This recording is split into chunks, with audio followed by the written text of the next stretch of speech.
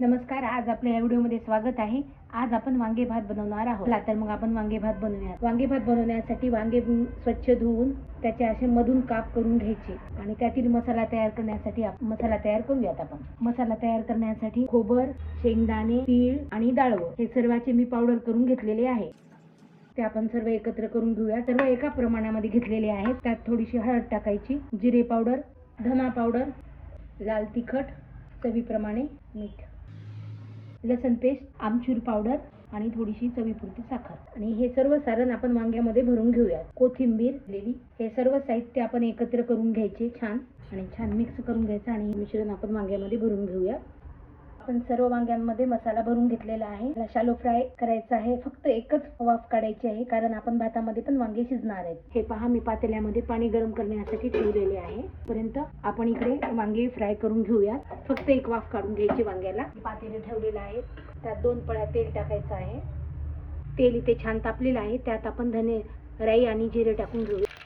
थोडासा कढीपत्ता, बारीक चिरलेला लसण. गॅस बारीकच ठेवायचा आहे. त्यात आपण हे वांगे सोडून देऊयात. हे सर्व वांगे टाकायचे आहेत आणि एक वाफ काढून घेऊयात. मध्ये मध्ये असं टॉस करून घ्यायचं वांग्याला. छान एक वाफ काढून घेऊयात. हे पहा, इकडे आपले पाणी गरम झालेले आहे आणि हे वांगे इथे वाफलेले आहेत. पाहू शकता तुम्ही. एक वाफ काढून घेतलेली आहे मी वांग्याला. गॅस बंद करत आहे. आता आपण भात करून घेऊया. त्यासाठी मी पातेले ठेवलेले आहे गॅसवर. मी तेल टाकून घेत आहे 2 चमचे. पहा, इथे तेल गरम झालेले आहे. त्यात आपण राई जिरे टाकून घेऊयात. कढीपत्ता, लसण पेस्ट, अद्रक पेस्ट. यात आपण आता अर्धा तास भिजवलेले तांदूळ टाकूया. तेलावर परतून घ्यायचे तांदूळ. धना जिरा पावडर टाकायची. आता यात आपण गरम पाणी टाकूया. अर्धा तास तांदूळ भिजलेले असल्यामुळे यात आपण पाणी थोडेसेच टाकायचे आहे.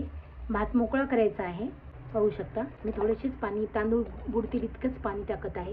आणि यात मीठ टाकायचे आहे. चवीपुरते मीठ टाकायचे आहे. मी इथे मीठ टाकत आहे. बरोबर. पाहूयात आपण इथे भात वाफला का तो. आपला भात छान वाफलेला आहे. त्यावर आपण हे कढवलेले तेल टाकणार आहोत. थोडेसे हे सर्व वांगे आपण टाकणार आहोत त्यात. हे पहा, वांग्यातला उरलेला मसाला पण मी यात टाकून देत आहे. कोथिंबीर टाकायची आहे. आता आपण एक वाफ काढून घेऊया. चला तर मग 5 मिनिट झालेले आहेत. आपण हा भात काढून घेऊया. हे पहा, आपला भात खूप सुंदर वाफलेला आहे. तर आपण सर्व करून घेऊया. हे पहा, आपला चविष्ट असा वांगे भात तयार झालेला आहे. खायला पण खूप सुंदर लागतो. नक्की करून पहा.